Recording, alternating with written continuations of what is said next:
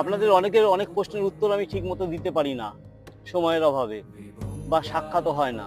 বলুন, অনেকে প্রশ্ন করেন, স্যার আমি যোগ করার আগে কি খাবো বা যোগ করার পরে কি খাবো? যোগ করার 30 মিনিট আগে অঙ্কুরিত ছোলা, একটা কলা, অথবা ব্রিটানিয়া থিন অ্যারারুট বিস্কুট, একটা কলা খেয়ে আপনি আসবেন, এবং পুরোপুরি হয়ে গেল। 1 ঘন্টা 1.5 ঘন্টা যা করলেন আপনি, আসন প্রাণায়াম করলেন। তারপর আপনি কি খাবেন? তারপর আপনাকে প্রোটিন খেতে হবে, এটা মাথায় রাখবেন, অ্যালং উইথ কার্বোহাইড্রেট। ওটস সব থেকে ভালো জিনিস। আর প্রোটিনের মধ্যে ডিম অবশ্যই, যদি নিরামিষাশী হন তাহলে সয়াবিনের তৈরি জিনিস। এই জিনিসটুকু মানে, after yoga you must have to take protein and carbohydrate.